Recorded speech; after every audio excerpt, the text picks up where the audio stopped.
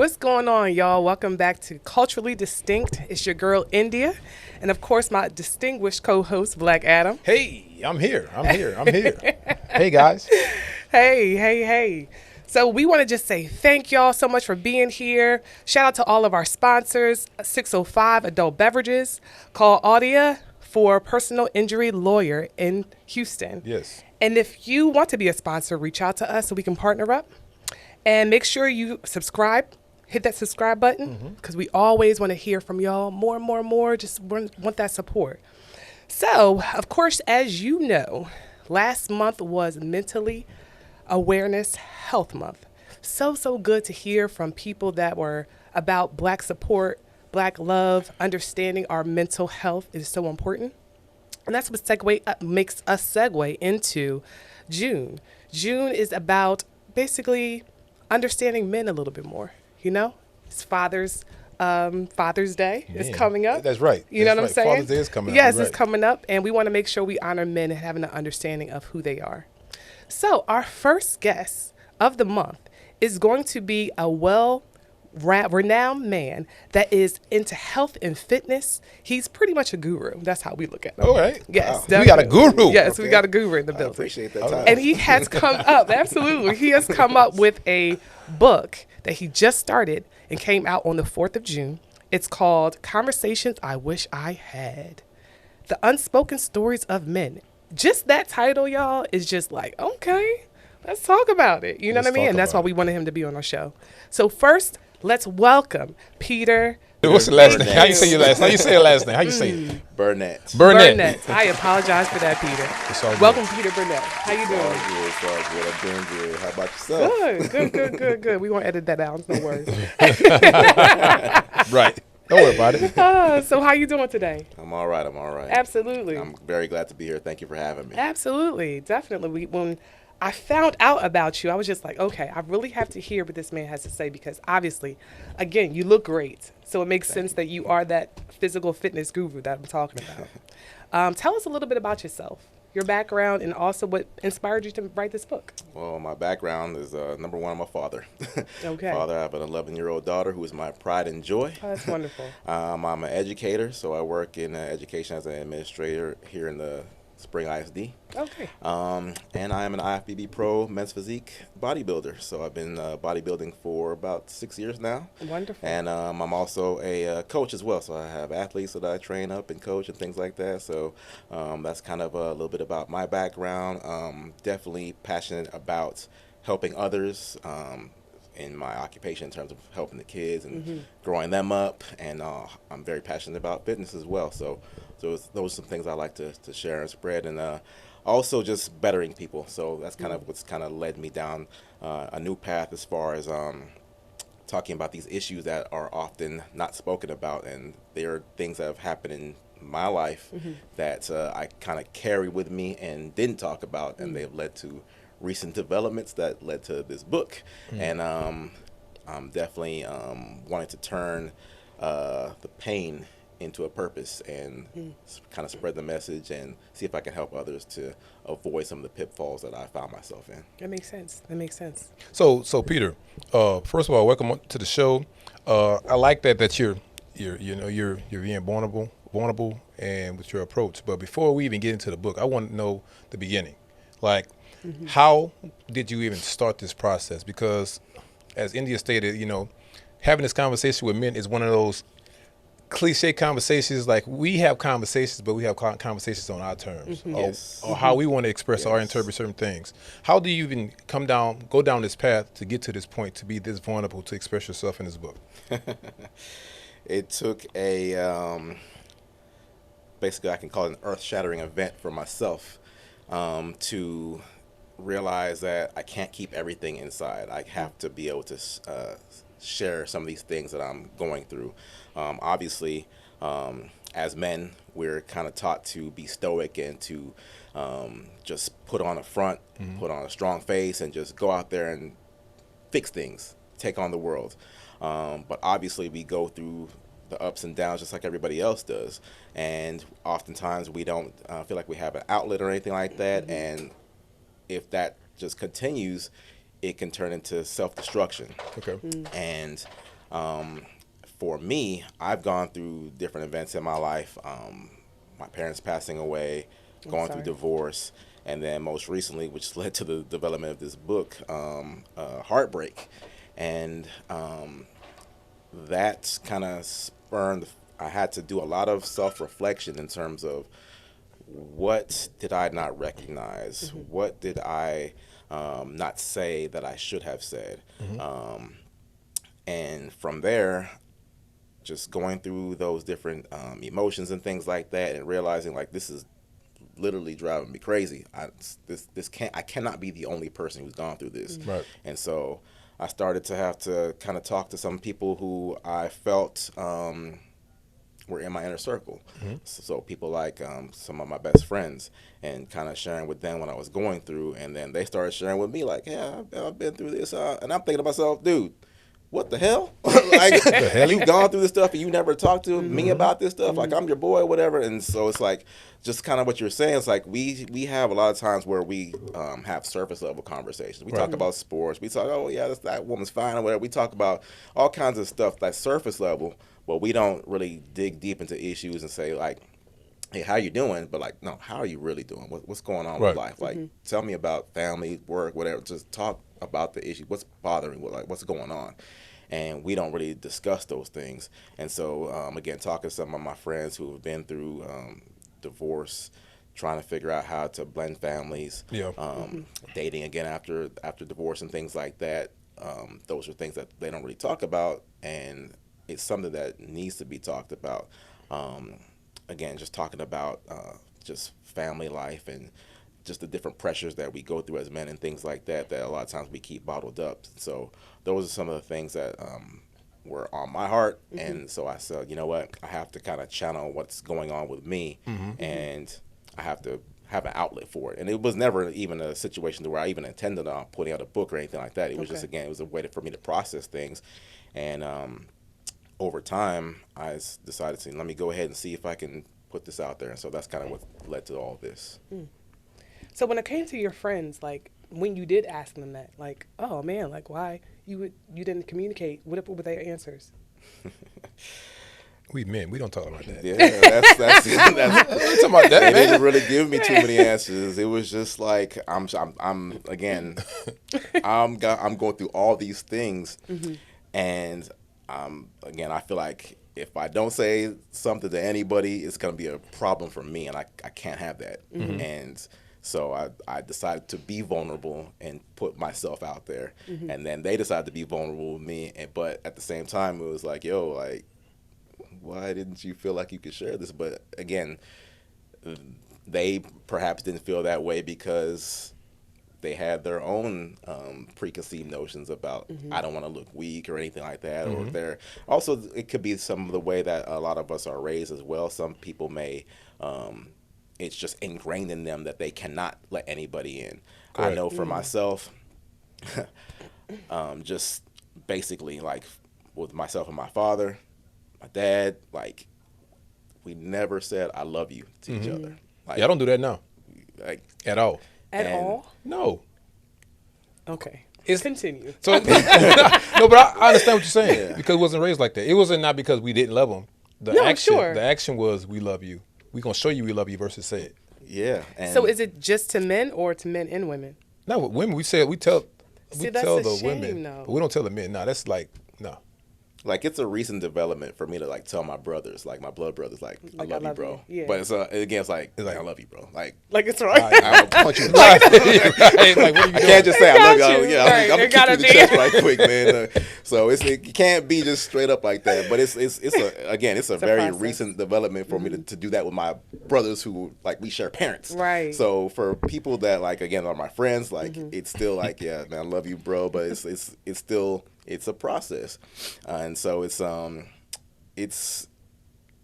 of levels to being, I guess, vulnerable again to like that. So I want to ask you this. So I'm glad you said that because it's a lot of stuff that we like as men that we either was raised, either you got trauma or some type of experience that you had, right? And since India, you were here, you probably can help us out with this. So I hope so. But the thing is, like, for instance, for me, I wasn't raised like that. Not saying that I was mad hard. It's just like, nah, you don't tell another man you love him. You just show him you love him. Same thing with your family. Okay. If you have, of course you tell your babies you love them, but my son, no, I'm not telling him that. Even when he was a baby? No. Wow. Because the thing is, Wow. I looked at it like this. He has to have his own family one day. And in order, this is how I equate it now. Okay. This is how, No, I my understand. interpretation in I'm my head listening. now. In order for him to take care his family, he has to not be vulnerable. Or he can't be like super like emotional because he has other people that's looking up to him.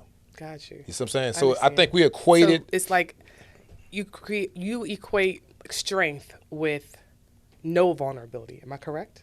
Correct. Because Okay. we have to be like Superman. Got you.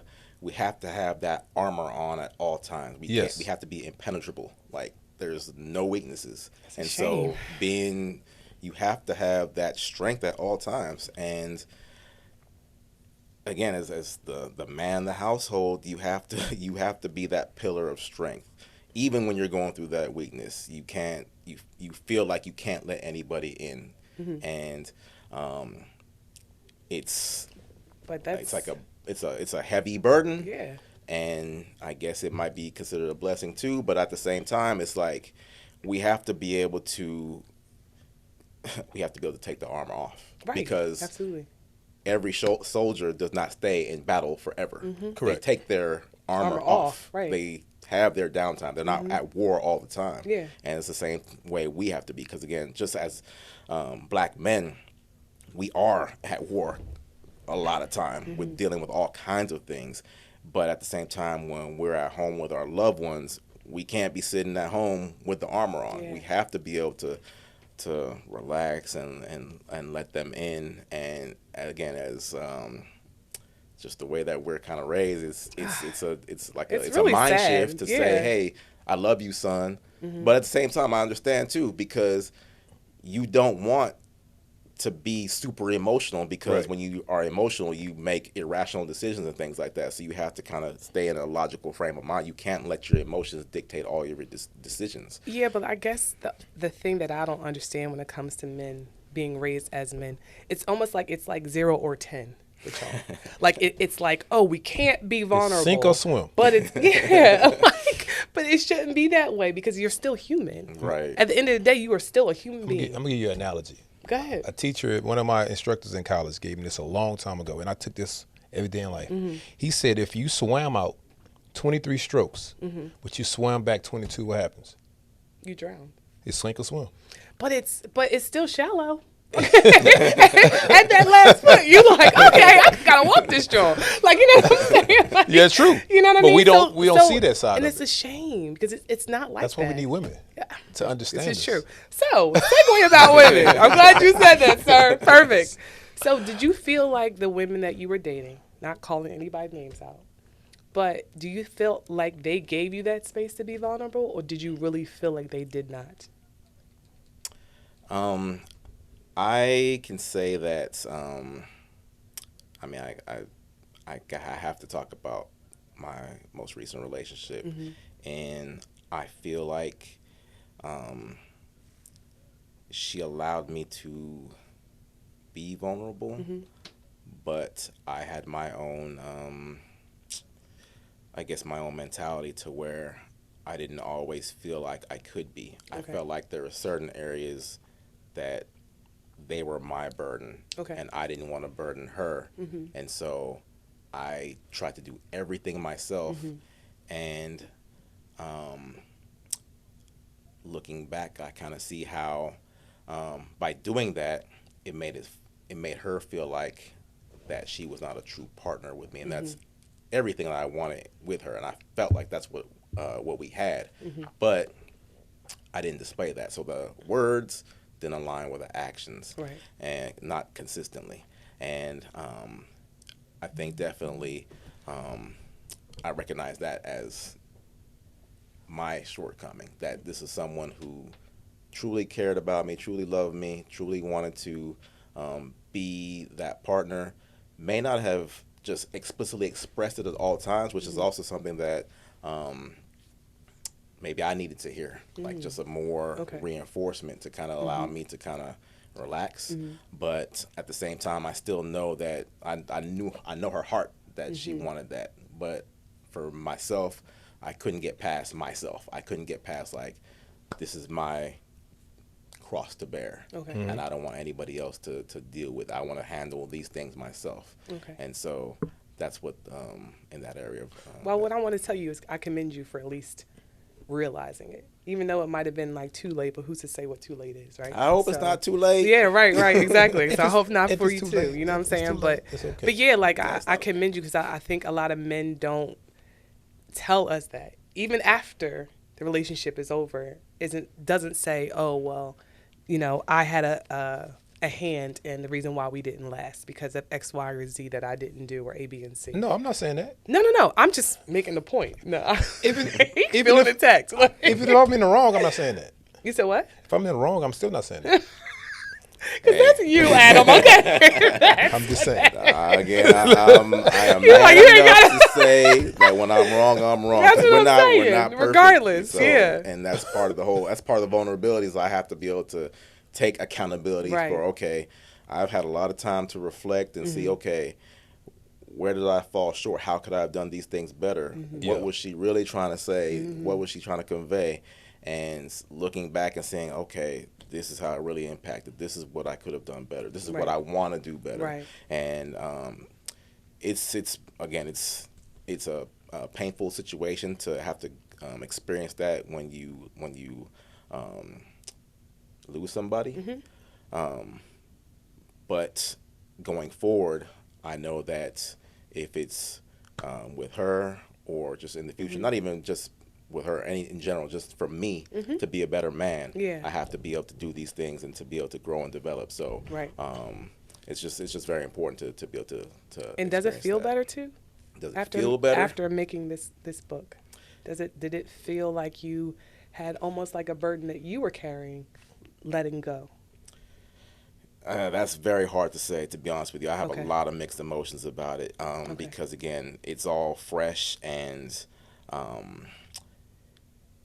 I know that, it's I'm going through something right now, and as much as it pains me, hopefully somebody can take these words and kind of see, and it may apply to them, it may not, but there's general themes that they can see, this is what I might need to look out for. This is something that I need to be aware of. I need to be more intentional in these areas. I need to be more consistent. Things like that. Not just in a relationship between a husband and wife or a boyfriend, girlfriend. Just in general with your children, your friends. Because those are some of the things I touch on in the book, as far as not just going through heartbreak or divorce and things like that, but it's just reconnecting with your friends. Because a lot of times, again, we grow through life and we grow apart, but we have to stay connected and we have to be able to, again, kind of lean on each other in different aspects and be able to be out there to help each other. Yeah, I agree. So I want to ask you a question, because I know you spoke about vulnerability, and India has a lot of questions because she's inquiring about, her future. So what? I'm just saying. So I want to ask you this. In terms of, you talked about your ex experience, and you said that you was divorced. When is it, this is a question, when is it time for a man to start learning to be selfish? We use the term selfish as a bad thing, but being selfish is a good thing. Because now I reclaim my time. The time is on me, and I make the call on whatever. My feelings, my emotions, my vulnerability, my accountability. That's what I want to do when I want to do it. When do we reclaim our time on being selfish? That's a good question, and I think it's an evolving situation because I know after I got divorced, it was me. And so I had to kind of navigate, I don't know about maybe reinventing myself or so to speak, but I had to find just ways to fill gaps that were now there. And so that was a time of being selfish, so to speak. But when I got into a relationship, I don't feel like I really put myself as being selfish or anything like that. Now, again, that might be my perspective in terms of how things happen, but I don't think, well, I'll take that again. It's evolving. So there's times when you're in a relationship that you definitely have to be aware of your partner. You have to be aware of all the parties involved, but you also have to have time for yourself. Too. You have to be able to pursue your own passions and things like that. Absolutely. But you also have to be able to communicate those things too. And so I can recognize that there were times when I wanted to pursue something that was personal to me, but I didn't communicate that in a manner that could be received. And so that may have been misconstrued to where you don't care about me because you're not including me in this thing that concerns you. But it's just a simple matter of the fact that I just I wanted to pursue this particular situation, but I also at the same time that I guess that selfish desire, I didn't communicate like, hey, I want to accomplish this. I don't want to exclude you from it, but this is something that I want to get done. And I do want you to be a part of it, but I still want to get this done. And I think, again, when you have something that you love, that you're with, you always want to make them feel included. And, again, I can recognize that there's times where I love this woman with all my heart, but I didn't communicate these things effectively to say, hey, I don't want to leave you out, but I want to get this done. I like this, but can I go deeper in that? Not specifics, but just what you're saying. Now, that's important to make the person that you're with inclusive. I get that. But sometimes, how do we know when we're trying to make everything inclusive and the person that we're with they just want it to be about them? But how are we aware of that? And you a woman, you can speak of this. Yeah, I am. I'm going to answer. Yeah, how do we know that? Like, as a man, we trying to provide. We trying to take care of things. We have needs and wants. And if we pursue something, we're pursuing it for everybody. It's going to make everybody better at the end of the day. The thing is, sometimes if a woman says, no, I don't want you to do that. No, don't do that, because sometimes it might, how do I benefit in this? Yeah, you're absolutely right. Some women are. So how do we see that? How do we become aware of that? How do we have like? It's not even just awareness. It's about seeing her response, right? Okay. So if you're saying in a proper way, like, oh, babe, I want to accomplish this. I want you to be a part of it, but this is something that I'm trying to pursue. And maybe you can help by supporting me here or doing this for me. So therefore, that person knows that, okay, they're a part of it in some kind of way, shape, or form. But if you can see that she is like not trying to hear any of that, that's letting you know that's the indication she's really about being selfish or being insecure about whatever that thing is. Say if you wanted to pursue acting and she knows you're going to have a scene with a woman and she doesn't even want you to even go for the part in the first place because of these insecurities, she's going to come out and say that in some kind of way, shape, or form. She's going to be like, oh, well, so who's the scene? What's it about? Blah, blah, blah. Like, you know what I mean? Asking her like, so, oh, well, you want to be with another girl? You know what I mean? Like, she's going to build up to that. And then you're going to be like, wait, so you're really concerned about yourself. You know what I mean? It has nothing to do with me. 5 years in, what do you do? That's a conundrum. Right. But that's real life. It really is. No, it is. I can speak to that just in my personal life. Being a bodybuilder, my ex-wife did not outwardly celebrate that, support that at all. It was almost like there was no celebration of my accomplishments. I didn't feel that at all. Where versus my ex-girlfriend, that was something that we shared. We shared a passion for that. Okay. Yeah. And so I know that she had my back in these different things. So I've seen both sides of that coin. Yeah. And I think that, like I said, if a woman is being in a way that she is not being supportive of you, then that means that you have to kind of like, okay, so let's talk about the real problem. You know what I'm saying? Like, what's really going on? And really try to dig, just like you would do with a man having a problem with me. You know what I'm saying? It's like, okay, so what's really going on? Because obviously it has, like, this is just like the byproduct of what's the problem. And then usually if y'all have those deep conversations, then it's like, oh, you think I'm going to talk to somebody else. Okay, so let's talk about why you feel that way and what we can do to combat that feeling, to feel a little bit more insecure. I mean, feel a bit more secure because I'm going to pursue this because this is something I want to do. I got a question for both of y'all. And y'all making me dig deep. I'm not a dig deeper, but I dig deep on certain things because the conversation is good and I love it. And it's a mature conversation. How can you, okay, I don't want to say it like that. How can you make a insecure person secure? I'll let him take the floor.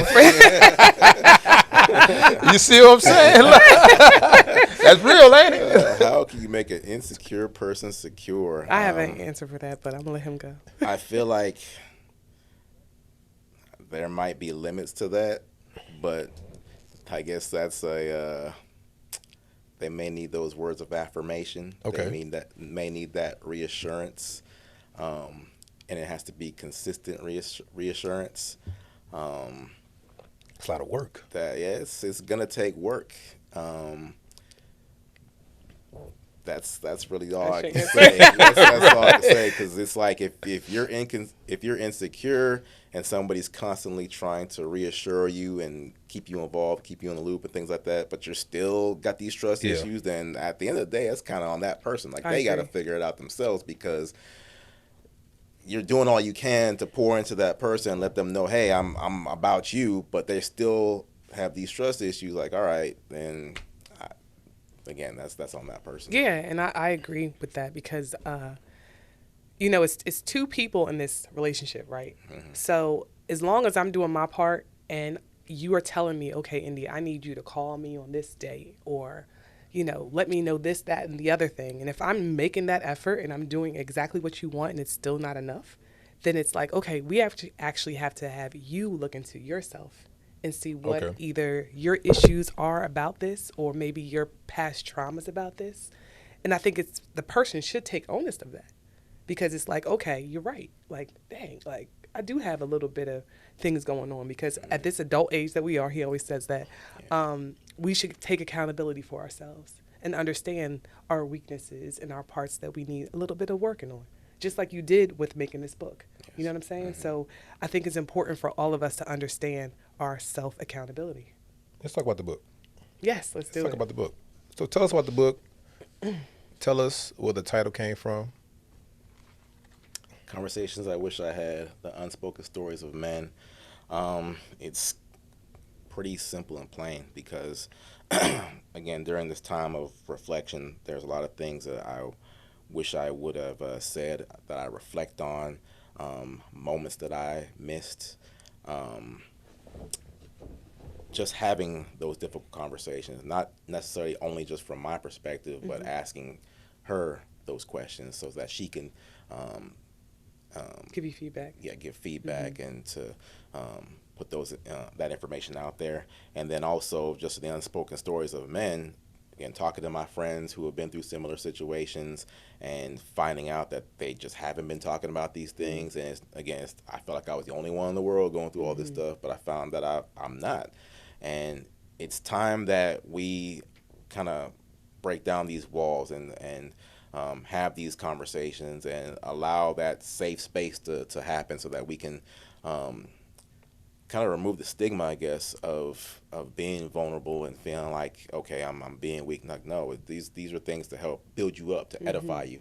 And so it's iron sharpens iron. If you go through a situation and you can help somebody else, then do it. Don't just keep it to yourself. Don't keep the information to yourself. Mm-hmm. We have to be able to uplift each other in every kind of aspect, especially in these types of situations where there's men who have gone through divorce and just trying to figure out life, trying to figure it out, trying to deal with, okay, I'm not with my children all the time. Like, how do I navigate that? How do I figure that out?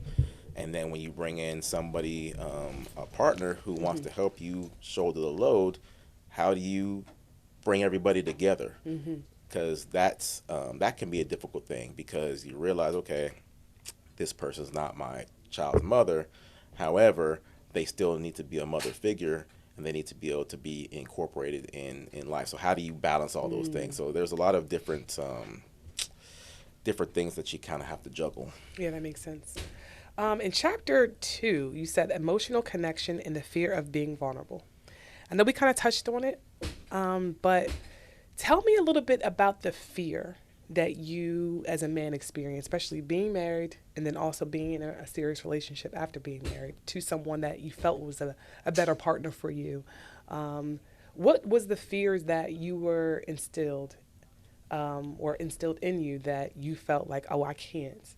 Or even if this person is trying to pull it out of me, it's like, I ain't got it for you, shorty. Like, so can you go into that a little bit? Especially even in the book, if you can kind of like. Yeah, because the chapter starts out with a quote from Michael Jordan saying basically fear is an illusion. But even that word fear, I don't even like to use that word. I don't like to say that I'm afraid.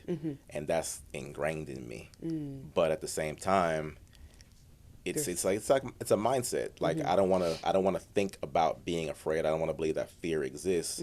But people feel fear. Like I wouldn't be human if I didn't feel some type of apprehension towards something. So I'm gonna use different words like that, apprehension, yes, stuff like that. Yeah, I understand. But it's a real thing. And so take that to a relationship, and there's certain issues. Again, it could be, okay, hey, I ain't got enough money to do this and that, or I can't. I want you to be able to help me out in this area. It's just different things to where, as men, we don't ever want to feel like we can't provide. Because again, we're supposed to be providers, protectors, all that stuff, and we don't ever want to feel like we're coming close to falling short in those areas. We don't even want to give that appearance of it, and so we're trying to put on a facade, really. It could be called a facade. It's because again, I guess you can call it that. But you have to put on that bold front, that bold face, that bold facade. You have to do it because you don't want to have any cracks in the family structure, because you want everybody to feel safe and secure. And if you feel like you're stumbling and they see you stumble, then it's gonna be like, okay, what's really going on? Like, Dad is not okay. Like, are we gonna be okay? And you don't want everybody to even think that way. Got it. So I have a question for you, especially a little challenging. So, you know how you said like you want your woman to be your partner, and you were, comfortable with like, okay, this person being this like that great person, that support system for me, and she's kind of show improved. I guess, how is a person or woman supposed to be your partner if they're not let into what the struggles that you are dealing with? And hear me when I say that, is because it's not like, and it's a shame that a lot of men feel this way. So I want to say that first. You know what I mean? Because of course what's been instilled in you, society, your parents, everything has made you guys feel like you have to literally hold everything on your own shoulders. But your partner's supposed to lean on that. You know what I'm saying? Just like when you have a business partner, he or she is supposed to be that partner. Like, all right, we ain't got it this month. Or how we going to figure it out? Cool. Like, okay, we're going to do this, and that, and the other thing. This person has certain talents that you may not have, and you lean on them for that, and then vice versa. So how is that even possible when a man feels like he can't basically be who he is or show all of the parts of him when he's lacking in a certain area? You follow what I'm saying? I do, and for better or worse, each man has to be able to recognize within himself that he has to kill his ego. He has to show some deference. He has to be able to recognize that this woman really has his back, basically. Has his back. She wants to be a partner. She doesn't want to rule over him. She doesn't want to have authority. Right. She wants to be able to support, because that's your function as a woman, to nurture. Yeah. And that's what we want as men. We want to be nurtured. Right. We don't want to be covered and protected. We want to do the protecting and covering. Absolutely. So, but we have to recognize that this woman, she wants to nurture, to allow us to kind of let our guard down, and to be able to share these things, and to be able to, again, provide their perspective from their point of view, because they could say something or do something that's going to show, okay, I can see things from another angle that I may not have seen. Because again, as men, we see things a lot of times as logical. Women see things, they're emotional. So it's just, we're created differently. Right. And so we have to be able to kind of see things from that point of view, and kind of get the best picture of the two worlds. Okay, that's good. I'm glad you said kill your ego. What do you think about that, sir? Ego? Well, I define ego. He said killing the ego. I got to define it in order to kill it. Okay. You understand? Okay. So, because my definition might be something different. I understand. So, easing God out, right? Anything that God is not in, I think that's ego, right? Self is like, I don't want to say selfish. It's more of a self-centered thing where do I benefit, and nobody else does, right? So, not to answer your question, you said where do we kill the ego? Well, I don't think ego. I think some ego is good. I don't think all ego is bad. Yeah, I understand. Right. I think some ego is good because in some situations, as a man and has a family, sometimes you got to have ego. I understand that. You know what I mean? Yeah. Within the family. You know what I'm saying? Just to make things. I ain't saying being a dictator, but sometimes my word is my word. No, I understand. You know what I But mean? we were talking about when it comes to the partnership, and you know, he was saying the example of like, he wants the woman or his woman to be his partner, but yet he still feels the fear of being vulnerable. Okay. And I was saying like, well, how do you deal with that? Well, time. And he was saying that basically it's by killing the ego within himself. So I just wanted to know what your opinion was when it comes to that. Well, my opinion is time. It takes time for that to take place. How much would you need? Well, All my life. right. Dang! Oh, It takes time. And look, oh, Jesus! I feel sorry for the women out there. but no, it's not. It's not. All right. So it takes time, and I say time for her. It's time for me, right? So it's like, Yeah. when do I? So the level of vulnerability is the level of time that I need.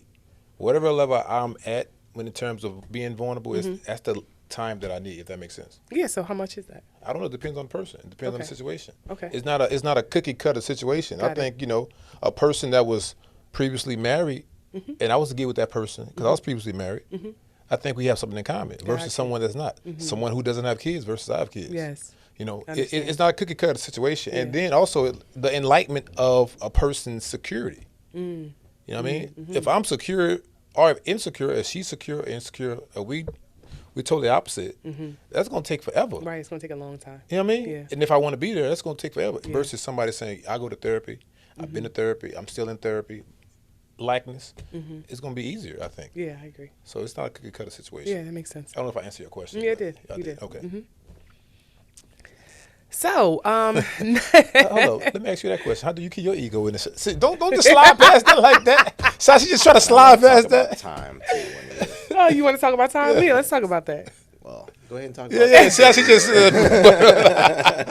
Oh no, we got you too, sister. No. She said, "Okay, let's talk about it." Thank you.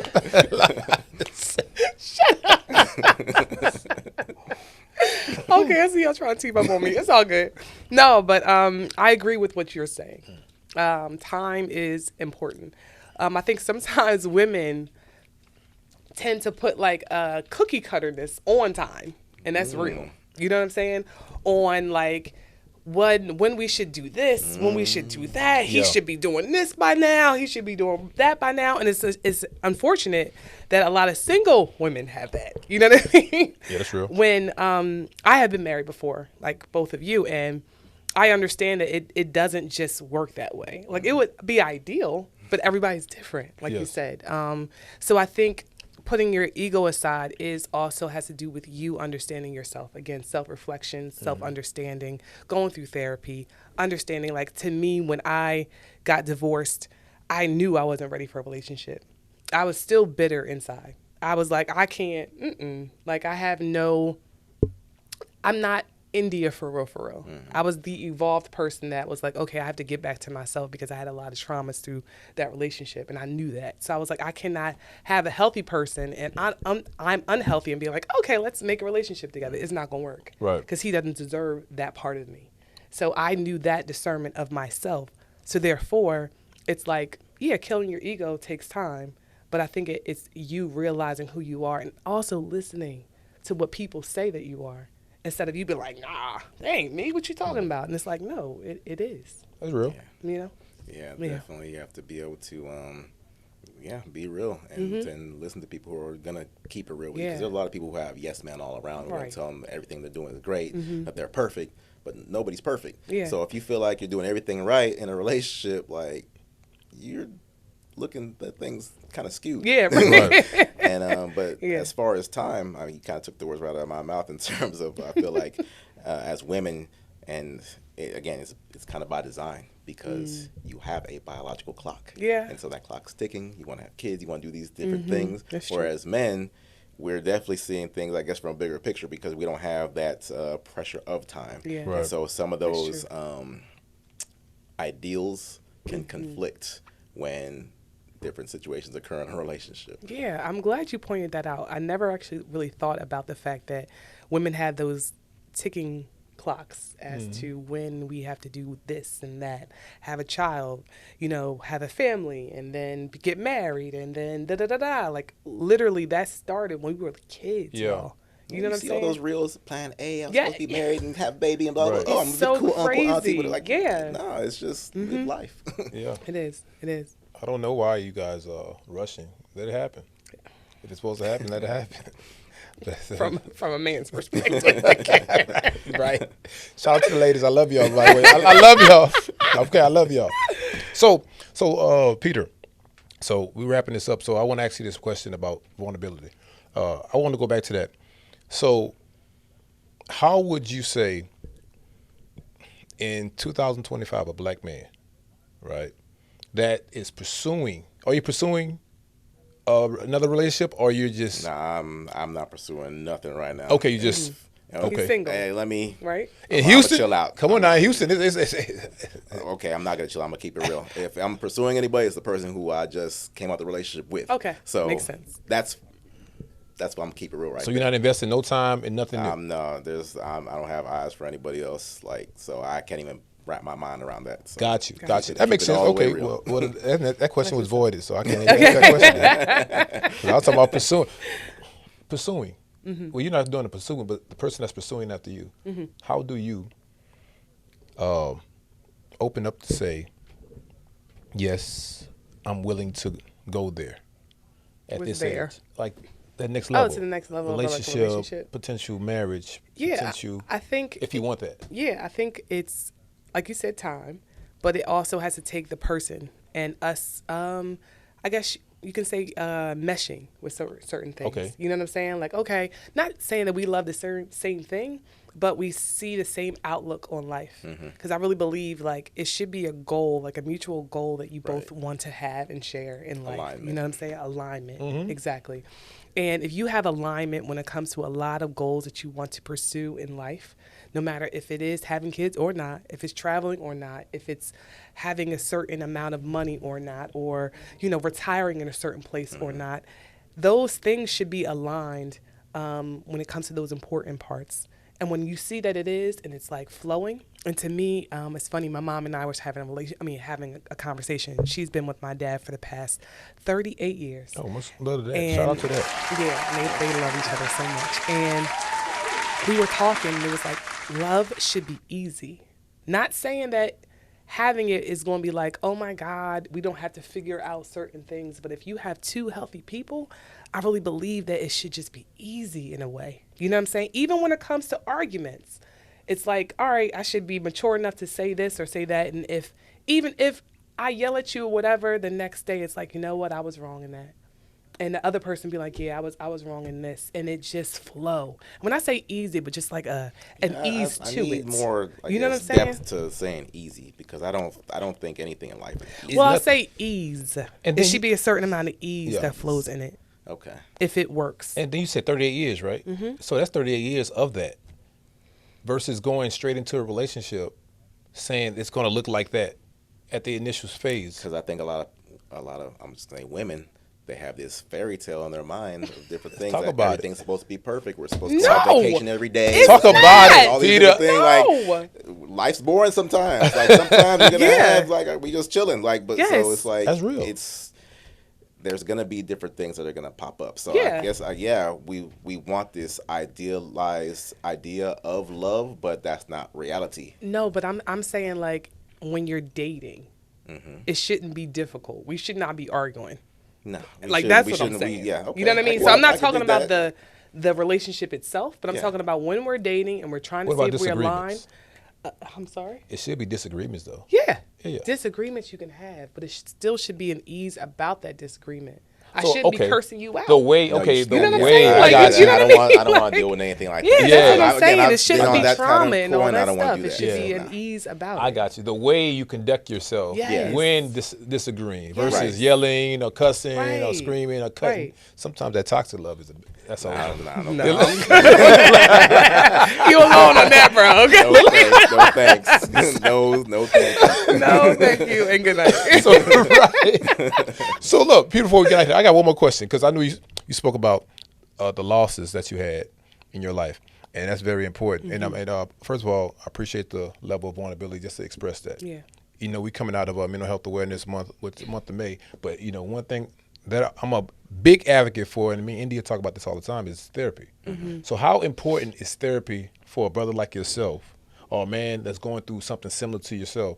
How important is therapy going through what you're going through? Well, I'm gonna be completely honest. I haven't gone to therapy myself. I've Okay. actually been trying to seek it out, but I haven't gone to therapy myself. Okay. But the form of therapy that I have gone to is my friends and being able to confide in them and talk these issues out. And so, at the bare minimum, if you're able to find confidants, trusted people that you can discuss real life issues with, that's vital.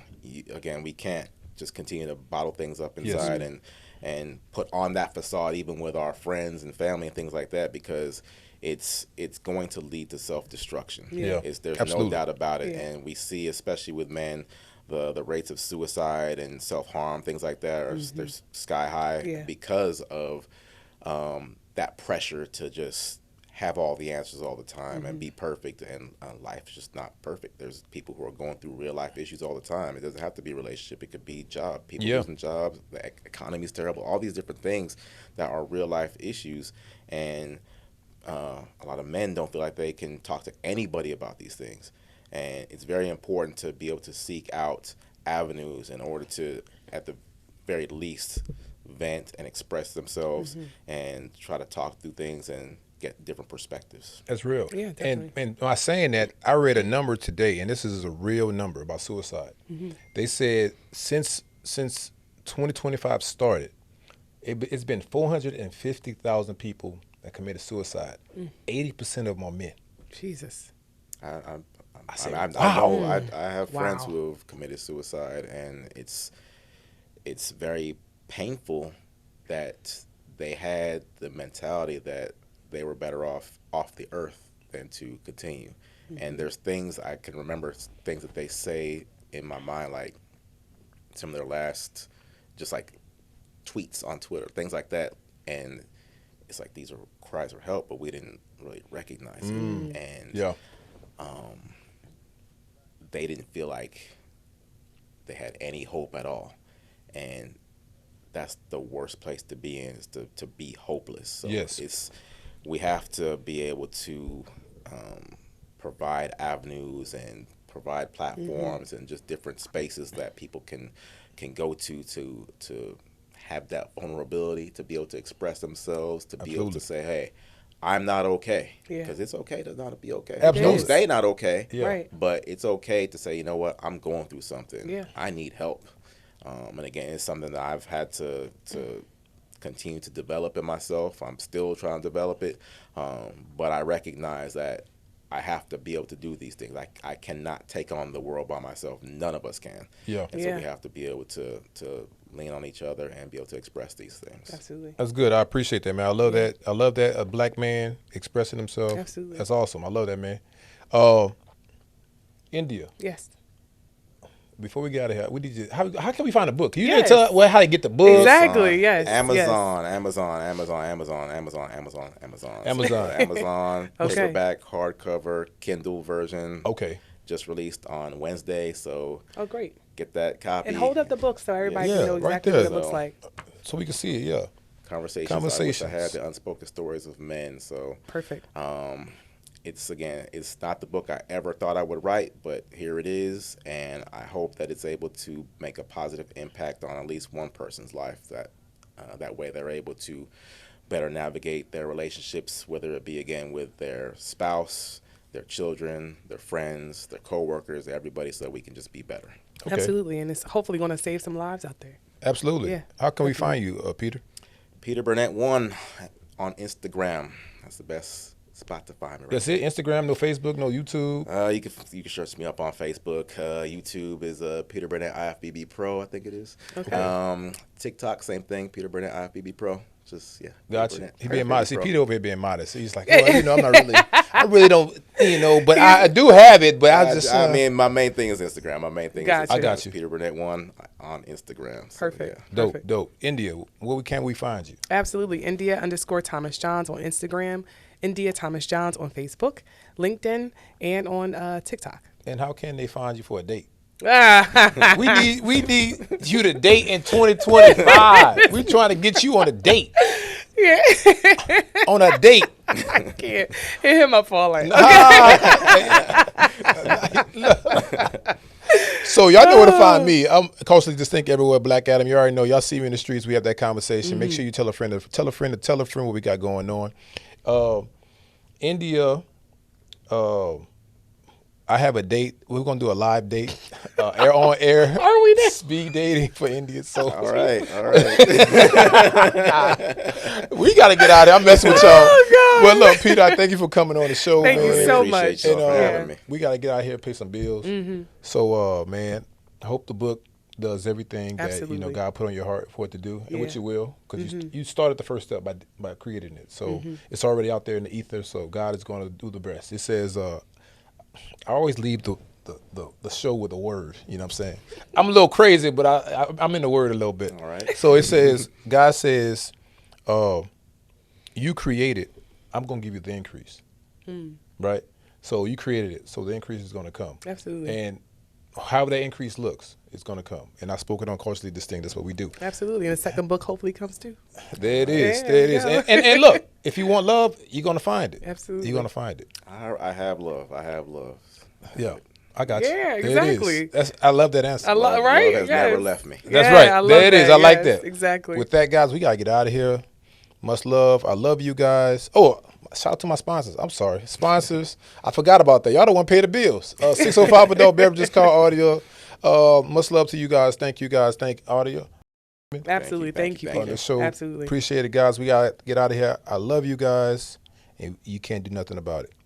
Peace. See y'all. That's a wrap.